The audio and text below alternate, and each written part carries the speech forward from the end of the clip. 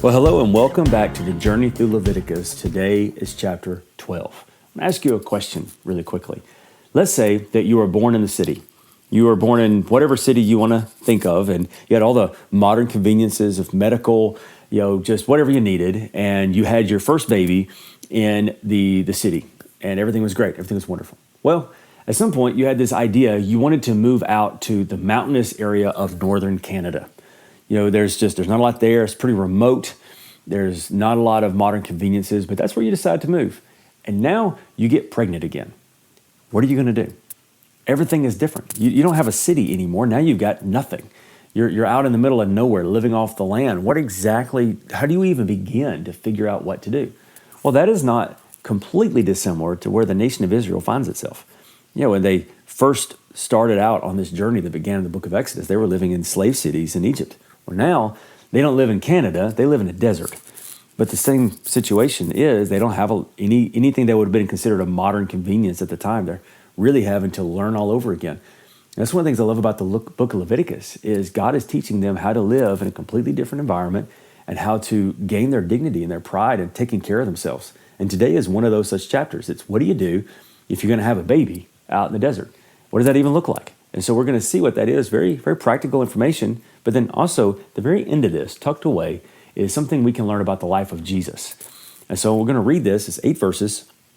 And then I want to tell you about this kind of little surprise tidbit of the life of Jesus and give you the overall principle. So here we go, reading out of the New Living Translation, if you want to read along with me. Chapter 12, verse 1. It says this, "The Lord said to Moses, 'Give the following instructions to the people of Israel. If a woman becomes pregnant and gives birth to a son, she will be ceremonially unclean for 7 days, just as she is unclean during her menstrual period. On the 8th day, the boy's foreskin must be circumcised. After waiting 33 days, she will be purified from the bleeding of childbirth. During this time of purification, she must not touch anything that is set apart as holy. She must not enter the sanctuary until her time of purification is over. If a woman gives birth to a daughter, she will be ceremonially unclean for 2 weeks, just as she is unclean during her menstrual period. After waiting 66 days, she will be purified from the bleeding of her childbirth.'" Verse 6, "When the time of purification is completed, either a son or a daughter, the woman must bring a 1-year-old lamb for a burnt offering and a young pigeon or turtle dove for a purification offering. She must bring her offerings to the priest at the entrance of the tabernacle." Verse 7, "The priest will then present them to the Lord to purify her. She will be ceremonially clean again after her bleeding at childbirth." These are the instructions for a woman after the birth of a son or a daughter. Now listen to this, verse 8. "If a woman cannot afford to bring a lamb, she must bring 2 turtle doves or 2 young pigeons. One will be for the burnt offering and the other for the purification offering. The priest will sacrifice them to purify her, and she will be ceremonially clean." Now, why in the world would we care about what someone who can't afford to bring a lamb will bring to go through the process of purification? Well, if you look in the New Testament, when Jesus was 8 days old, they came and they dedicated him to the Lord, as you always would for the firstborn son. And then look at what they brought.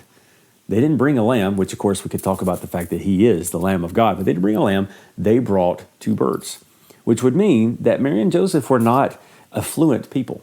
They were very poor, or maybe not very poor, but they were not affluent. They couldn't afford a lamb. So instead, they had to do what they had to do. And so if you ever wondered what kind of life did Jesus have as a kid, what kind of lifestyle he grew up in, that would be very common. He didn't grow up in a wealthy family. He would have grew up in a family that couldn't afford some things that other people did. So they just had to make do the best they could. And so to me, the overall principle of this is God cares about the details. He cares about people who have and the ones who don't have. He cares about where you are and the season you're in, and he wants to always give you instructions to how you can make the best of your life wherever you are. So my encouragement to you would be that then, same as now, we all have different journeys, we all have different seasons, and we all have different ways of getting through life. But the great news is that God has something to say to all of us, and to all of us, he wants to help us to make it through, and to make it through with joy, and know that he is taking care of us all along the way. I'm curious what you got out of this. I want you to let me know in the comments below, or maybe contact me in some kind of way. But I wanted to see, as we continue to move through this, what is God saying to you? As we continue, we're almost at the halfway point of the book of Leviticus. I can't believe it. We're doing it together, all right? It's going to be great. I'll see you next time.